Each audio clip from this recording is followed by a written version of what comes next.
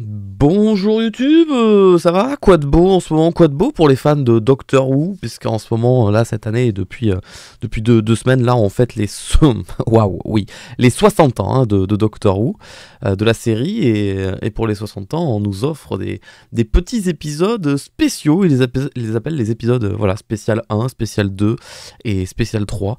Le 1 est sorti la semaine dernière, le 2, il est sorti là, il y a quelques jours à peine, et le 3 sortira la semaine prochaine.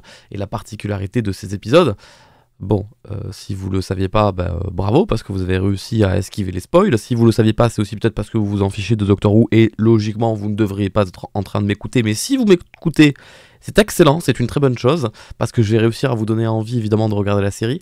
Et si... Ouais, non, si vous le saviez pas, je sais pas comment vous avez fait pour esquiver les spoils, parce que la BBC et la licence Doctor Who communiquent énormément depuis, genre... je sais pas, un an et demi je crois, ils communiquent énormément sur le fait que voilà, le nouveau docteur, le 14e docteur, est joué par David Tennant, qui était aussi le 10e docteur, donc oh, what the fuck, enfin, what, plutôt, what, voilà. Donc voilà, et si j'ai bien compris, il jouera le rôle du docteur juste pour les 3 épisodes spéciaux, et après il y a le 15e docteur qui arrive, et je pourrais faire une vidéo un peu plus approfondie pour parler un petit peu de qu'est-ce qui se passe avec la licence Doctor Who.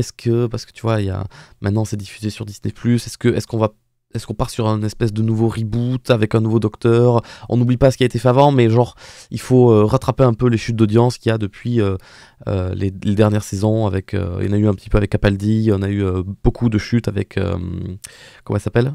Jodie Whittaker. Je sais que ça se prononce plus ou moins comme ça, je sais pas si c'est exactement ça son nom, je le cherche de tête. Et donc peut-être qu'ils essaient de relancer la série. Bref. Je suis pas là pour parler de ça, mais je serai avec plaisir, je vous ferai une vidéo pour vous parler de la licence Doctor Who et savoir ce qui est plutôt théorisé sur ce qui va se passer prochainement. Juste, je croise les doigts pour que l'entièreté de toutes les saisons depuis la 2004-2005 arrive sur une plateforme de streaming. Alors je sais qu'elles sont déjà accessibles sur Amazon Prime, mais seulement sur la saison 10. Il n'y a pas la 11, la 12 ni la 13. Et c'est ces 3 saisons-là, avec le Docteur Femme, que je n'ai pas vu et qui sont... légalement introuvable en fait. Si on les a pas regardés à temps avec France 4 à l'époque ou sur la plateforme de streaming France 4 à l'époque, c'est plus du tout trouvable aujourd'hui. C'est très enquiquinant. Donc j'ai hâte. J'espère que Disney les mettra en ligne sur cette plateforme. Mais si ma vision des choses, j'essaie de me mettre à leur place, est réelle, ils ne le feront pas. Ou du moins ils ne le feront clairement pas tout de suite, parce que là, ils vont vouloir, s'ils font un espèce de reboot, ils vont vouloir mettre en avant leur prochaine saison. Encore une fois, si vous voulez une vidéo pour avoir mon avis là-dessus et ma vision des choses, je vous la ferai avec plaisir. Je suis pas là pour parler de ça, je suis là pour parler des épisodes spéciaux, donc, avec David Tennant.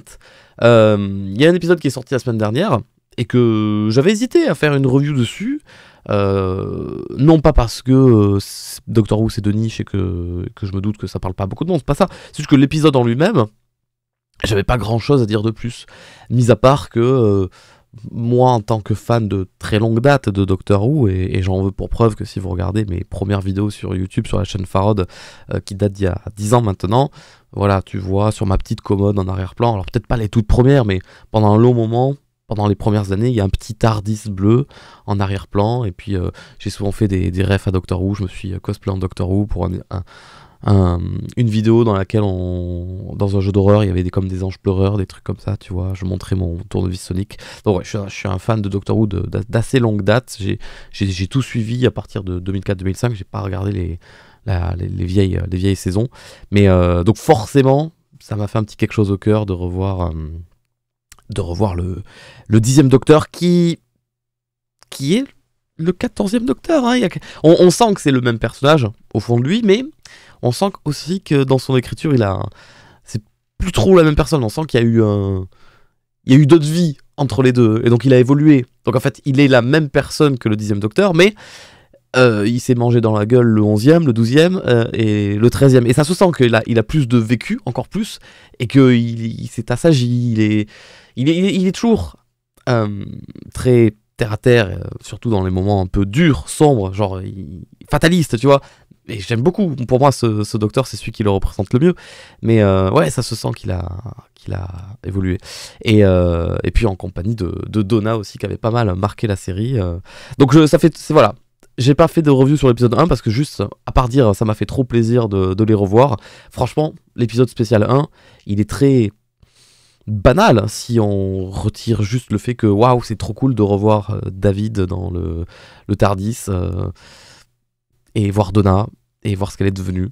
Mais à part ça, l'épisode, c'est un épisode très banal dans la licence Doctor Who. Il y a dans l'histoire des épisodes et des saisons de Doctor Who, il y a évidemment plein d'épisodes qui sont trop cool, incroyables, super bien écrits, qui te retournent le cerveau. Et c'est pour ces épisodes-là que tu regardes Doctor Who et que tu te dis ah mais en fait c'est ça que je veux voir, c'est ça qui est génial, c'est ça qui me fout le smile, c'est ça qui me fait cogiter après et j'ai hâte de voir la suite. Et puis il y a de temps en temps des épisodes un peu plus plats, pas, je vais pas dire nuls, mais voilà, qui sont un peu bateaux.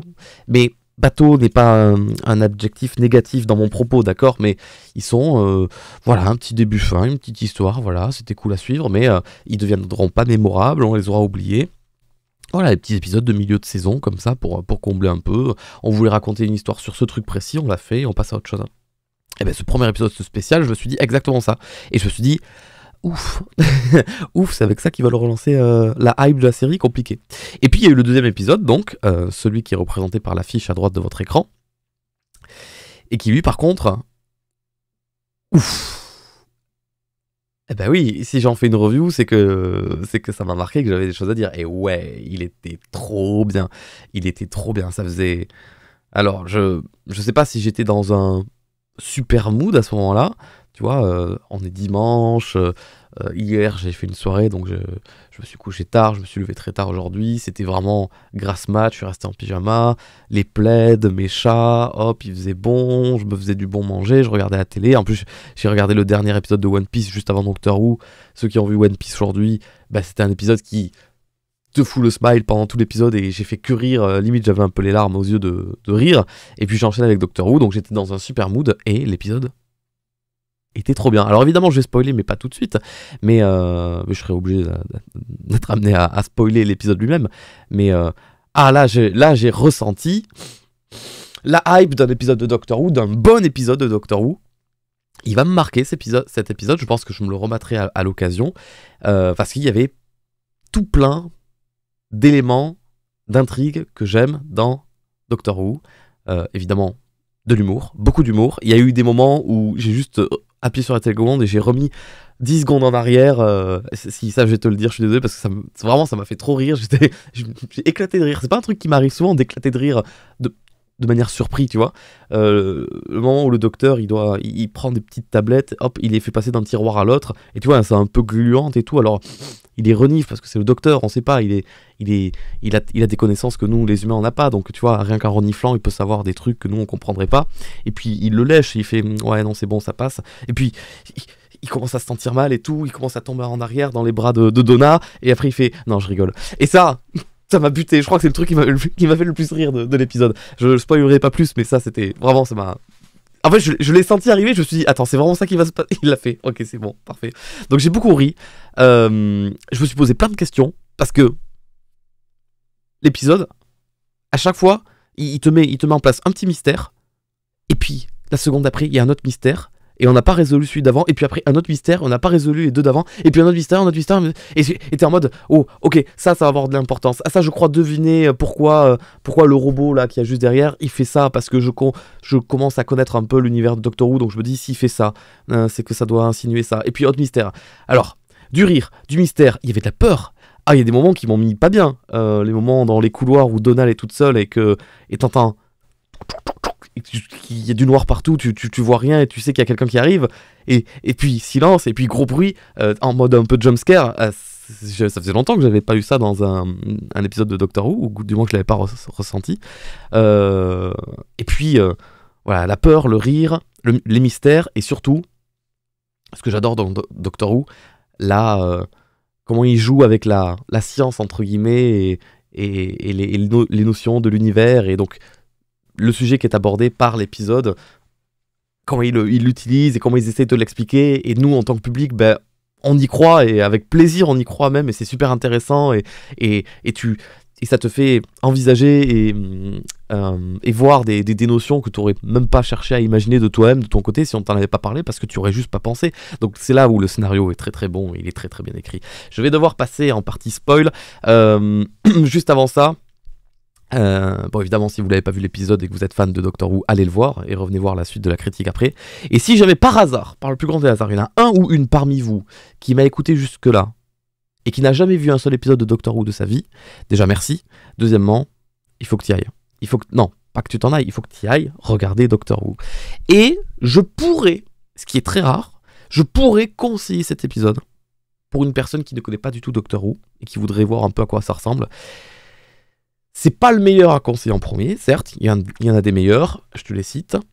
Les Anges Pleureurs, d'accord, celui-là, une valeur sûre, bien que ça a vachement vieilli depuis, mais bon, c'est avec David Tennant, donc le même docteur, bien qu'on le voit pas beaucoup, David, dans cet épisode. Les Anges Pleureurs, que je recommande évidemment, mais ça reste kitsch, voilà, vraiment, si vous connaissez pas Doctor Who, préparez-vous, c'est pas une série où il y a du budget, quoi, voilà, les effets spéciaux, c'est pas ça, mais fais-moi confiance, quand tu rentres dans la série, après, tu pardonnes très facilement, parce que t'es pas là pour les effets spéciaux, t'es vraiment là pour les personnages, l'écriture, le scénario, et tu manges très bien, très très très très bien. Surtout avec Matt Smith. Mais ça, bon, ça encore, ça sera un sujet, si vous voulez que j'en parle dans une autre vidéo. Donc, si vous voulez découvrir Doctor Who, Les Anges Pleureurs, donc je crois que c'est, si je me souviens bien, épisode 10, saison 3. Ou sinon, avec Matt Smith, justement, l'épisode de Vincent Van Gogh. Envie de pleurer déjà, rien que en y repensant. Épisode 10, saison 5. Voilà. Et sinon, peut-être cet épisode-là, parce que c'est pas celui qui retranscrit au mieux la série, surtout qu'il y aura certaines notions que tu n'auras pas forcément, mais c'est pas très grave. Mais il est tellement beau, donc si pour toi les effets spéciaux c'est quelque chose il faut vraiment que ce soit pas trop dégueu. Et encore que les effets spéciaux dans cet épisode, il y a certains moments où c'est un peu dégueu. Mais t'es en mode, tu l'acceptes parce que c'est Doctor Who. Je sais pas si c'est une habitude ou un compromis, je sais pas, mais moi j'accepte. Il y a des trucs qui sont un peu crado dans l'épisode, mais ça fait partie de l'épisode en fait. Je peux pas mieux te l'expliquer que ça. Donc il y a celui-là. Voilà, ce sont les 3 épisodes que je conseille pour commencer la série. Et celui-là, comme il vient tout juste de sortir, et puis c'est la hype des nouveaux épisodes et tout, je pourrais vous le conseiller. Voilà. Bon, maintenant, si vous voulez pas être spoil ou que vous en... Oui. Si vous voulez pas être spoil, allez-vous-en. J'ai adoré le début de l'épisode avec Isaac Newton. Genre, ils arrivent, Isaac Newton. Alors évidemment, c'était ultra... évident que ça allait être lui. Dès que j'ai entendu dire qu'il allait se mettre sous un arbre, j'ai compris que ça allait être lui, avec la pomme qui lui tombe sur la tête, je le savais. Et j'ai adoré ce running gag, il faut qu'on en parle, ce running gag de il intercepte au moment où il va pencher sans mauvais jeu de mots, sur la gravité, et que bon, leur échange avec le Tardis qui est dans l'arbre était assez amusant en soi, mais le fait qu'il change le cours de l'histoire et que il change juste le mot gravité par mavité, si je me trompe pas, c'est ça. Et que pendant tout le reste de l'épisode, du coup, quand Donna elle est amenée à dire ah mais c'est bien ici, on a de l'oxygène, on a de la lumière, on a de la mavité. Et ils le font à 3-4 reprises dans l'épisode, ça a été un mini running gag placé un petit peu partout dans l'épisode. Et je trouvais ça génial. Alors, maintenant, reste à savoir si c'était juste axé pour cet épisode, juste celui-là, ou alors, à partir d'aujourd'hui et jusqu'à la fin de la série Doctor Who, donc jusqu'à la fin des temps, le mot gravité n'existe plus dans la série et il est remplacé par le mot mavité. Et s'ils le font, et c'est ce que la série Doctor Who fait en général, s'ils le font, c'est génial. C'est génial, bravo, c'est trop bien, c'est trop drôle, j'adore ça, j'adore cette idée, toute conne, mais du coup ils ont niqué un mot de la langue en fait, alors la langue française, mais en VO j'ai pas regardé c'était quoi le remplaçant du mot, et du coup qui sera répercuté, il faut vraiment pas qu'il oublie ça, je veux que dans 10 ans, il soit amené à dire mavité au lieu de gravité, ça, vraiment je trouverais ça vraiment génial. Donc le début de l'épisode était génial, et puis ils arrivent dans le vaisseau spatial. J'adore la façon dont le Tardis arrive dans le vaisseau spatial. Là, tu sens qu'il y a quand même un certain budget pour certains effets spéciaux, et quand c'est les effets spéciaux sur le Tardis, ça a de la gueule, hein. Ça a vraiment de la gueule. Le Tardis qui arrive d'un coup dans la salle, qui s'encastre dans le mur, avec les fenêtres un peu orangées et tout, ça a vraiment de la gueule, hein. Pour un fan comme moi de Doctor Who et de tout ce qui tourne autour de Doctor Who, à savoir le Tardis. Oh. Et je me suis dit, je mange très très bien, c'est vraiment très très beau. Donc ils arrivent dans le vaisseau, il y a cette histoire avec le robot qui marche, ou qui est bloqué, ils n'arrivent pas à communiquer avec lui, et puis il marche, et puis le Tardis il s'en va, parce qu'il sent un danger, alors qu'il n'y a pas de danger autour d'eux et tout. Vraiment ça commence à te mettre dans une ambiance un peu, tu commences à avoir peur pour les persos. Le robot, parce que t'es habitué à l'univers de Doctor Who, tu te dis, attends, s'il marche, c'est qu'il y a une raison. Moi j'ai commencé à me faire un film, je me suis dit, oh putain, le robot, à la fin de l'épisode, Donna, elle meurt, et en fait sa conscience, elle est enregistrée dans le robot, et c'est pour ça que elle passe l'éternité à marcher doucement jusqu'à la fin de là-bas, parce qu'elle pense qu'elle Tardis. Je me suis fait un film comme ça, parce que Doctor Who t'a trop habitué à réfléchir comme ça, d'accord? Il y a des épisodes qui sont vraiment cruels, et ça t'habitue à penser comme ça. Donc j'étais parti sur cette théorie-là. Il y a des mots qui sont dits en voix, tu sais, en écho comme ça. Il y a le vaisseau qui change là, les dalles. Il y a plein de mystères et puis ils arrivent au cockpit et puis rien. Le néant. Ils sont arrivés à la frontière de l'univers. Ils peuvent pas, il n'y a pas plus. C'est vraiment la frontière. Alors que l'univers est infini, ils sont arrivés à la frontière de l'infini. Et ça, c'est une notion qu'on n'est pas capable d'imaginer comme ça si on n'essaye pas d'imaginer ça, tu vois. Et c'est génial qu'ils te mettent en place cette notion, et puis qu'ils vont jouer avec, et qu'ils vont essayer de te l'expliquer et tout. C'est pour ça que j'adore Doctor Who, parce que il y a un sens où c'est passionnant. C'est vraiment passionnant à écouter. Donc il n'y a plus d'étoiles, il n'y a rien. Et là, on te fait comprendre qu'en fait, dans ce néant, après l'univers, après la frontière de l'univers, il y avait une espèce d'entité, un monstre, un truc, et qui intègre le vaisseau, et ils vont se battre contre ce truc, mais ce truc c'est rien, puisque c'est le néant, donc ils se battent contre rien, et ce rien, en plus, il va prendre leur apparence à eux et tout, mais c'est génial, l'idée est excellente, l'idée est formidable. Je me suis régalé, du début à la fin, je me suis régalé. En plus c'était un épisode qui prenait un peu plus son temps, là où l'épisode spécial 1 était un peu plus dynamique, là, on souffle, et on commence à apprécier un peu plus la relation entre Donna et le docteur et tout, et ça fait du bien, et ça fait plaisir, et malgré ça, tu continues à garder en tête, attends, là, il y a un robot, le tunnel, on dirait qu'il est infini, les dalles, comme ça, le truc en voix off qu'on entend, et le Tardis qui veut pas revenir, et le docteur qui a ni Tardis, ni tournevis sonique, ils sont tous les deux nus. C'est rare d'avoir le docteur et le docteur sans armes, ni rien, juste sa tête, en fait, au final. C'était passionnant, c'était vraiment passionnant.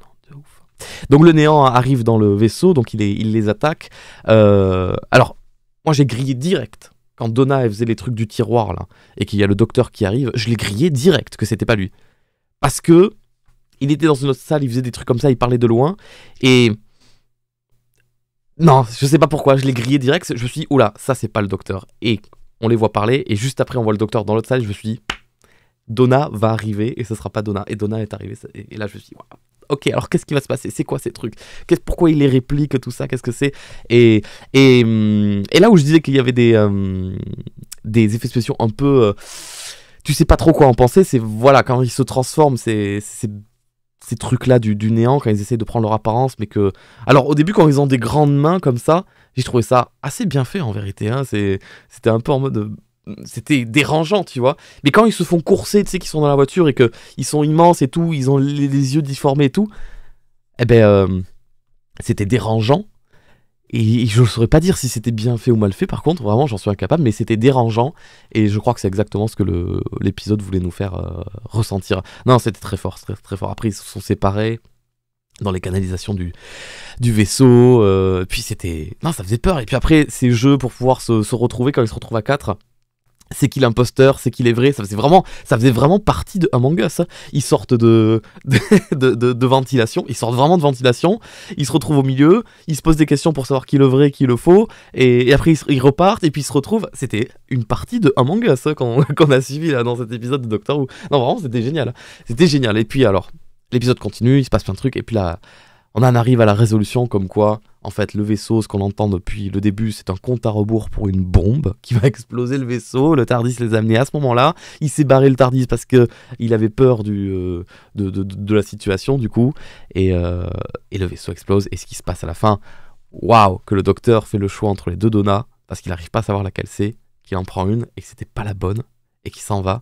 Et quand la Donna qui reste, elle dit à docteur, non, vous m'avez oublié et tout, c'est moi et tout. Et là, dans sa voix, j'ai compris que c'était elle, la vraie, qui était restée sur le vaisseau. Et alors là, tu sais, je suis resté pendant le temps de la scène pendant 2-3 minutes où le robot il appuie, l'explosion, et puis tu vois l'explosion qui arrive là, tu vois là, du fond du couloir là, l'explosion rouge qui arrive et Donna, elle est là face à ça, impuissante, en larmes et tout, et pendant tout le long de cette scène, la bouche ouverte, je te demande mais attends, elle va mourir là en fait. Et c'est injuste parce que elle vient juste de revenir, elle mérite pas ça, elle a été dans la tourmente pendant 15 ans, la pauvre, elle a une famille maintenant, elle est stable et tout, elle est posée, elle a son mari, sa fille et tout, et là on va lui enlever tout ça, et je suis désolé mais la série Doctor Who, elle est capable de ça, hein. C'est pas en mode, oh non ils peuvent pas tuer un personnage principal, la série elle est capable de faire des trucs vraiment, vraiment affreux comme ça, et je me suis dit, waouh, oh non, surtout que à ce moment-là, dans ma tête, je me suis dit, mais moi ce que j'ai vu, il y a quelques mois, il y a 1 an, des trailers des épisodes de Doctor Who avec David Tennant, c'est lui et le personnage joué par... oh là, non, j'ai oublié son nom. Barney Stinson dans How I Met Your Mother. Je l'ai plus, mais je le connais normalement, mais j'ai oublié son nom et son prénom. Bon, c'est pas grave, ça me reviendra.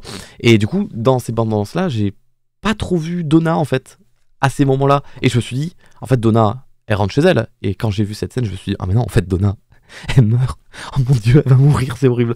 Et en fait, non, ça va, le docteur a géré la situation, et ça, vraiment, ascenseur émotionnel, incroyable. Et tu te dis, ben voilà, c'était incroyable, c'était un épisode super bien, ça va s'arrêter là, et puis ils reviennent sur Terre, et là, le grand-père de Donna.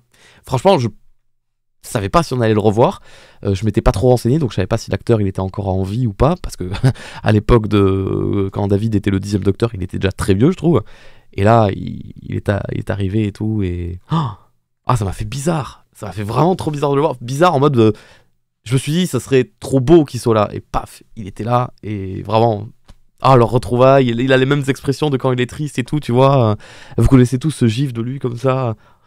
Oh là là, mais c'est terrible. Cet épisode était trop bien. Pour un fan de Doctor Who, il était au sommet. Voilà, 9 sur 10.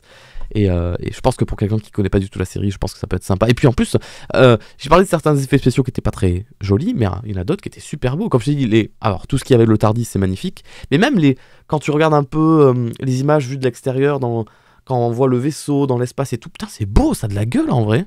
C'est pas si... On a vu des épisodes où c'était beaucoup plus kitsch que ça, hein, dans Doctor Who. Hein. Non, vraiment, c'était super. Et j'ai trop hâte de la semaine prochaine parce que je comprends pas trop bien ce qui se passe. Surtout qu'à un moment donné, le docteur, à la fin de l'épisode, il dit un truc qui m'a mis mal. Tu sais qu'il dit, oui, nous étions à la frontière de l'univers et j'ai invoqué une merde, comment on dit une croyance, tu sais, la croyance comme quoi les démons, ils ont peur du sel et tout. Et il dit, mais tu sais, à cet endroit-là de l'univers, tout ce que tu dis a une importance, tout ce que tu fais a une importance. Et là, j'ai joué avec quelque chose qui n'existe pas vraiment. Sous-entendu, il se peut que ce que je viens de faire va avoir des répercussions en mode ça va vraiment exister maintenant. Ou ça... Et c'est pour ça que quand ils sont revenus sur Terre, je me suis dit, c'est ça. Là, d'un coup, ils arrivent sur Terre et c'est le bordel sur Terre. Il y a tout le monde qui se tape et tout. Je me suis dit, ah merde, c'est en lien avec ce qu'il a, le coup du sel, je me suis dit. Bon, peut-être pas forcément maintenant que j'y repense, mais ça va avoir une importance plus tard.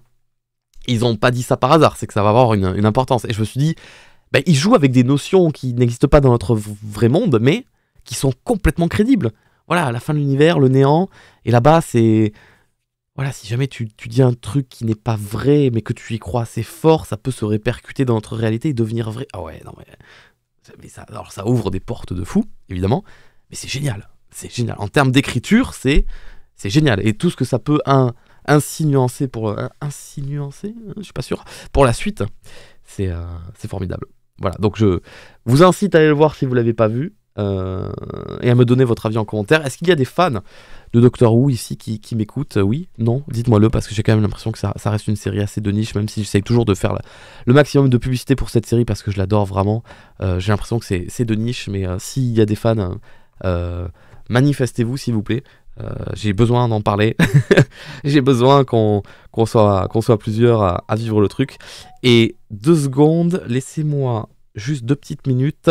J'aimerais vous faire une petite recommandation s'il y en a certains qui apprécient Doctor Who autant que moi. Tu vas voir que je vais pas réussir à la retrouver.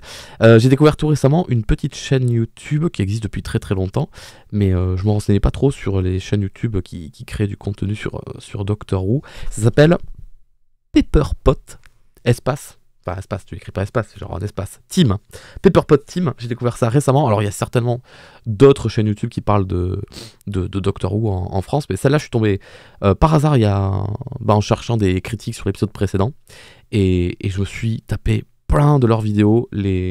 La fille et le garçon qui présentent cette chaîne YouTube sont hyper attachants, ça se sent que ce sont des fans et qui maîtrisent la série sur le bout des doigts, et c'est passionnant à écouter quand t'es un petit peu fan.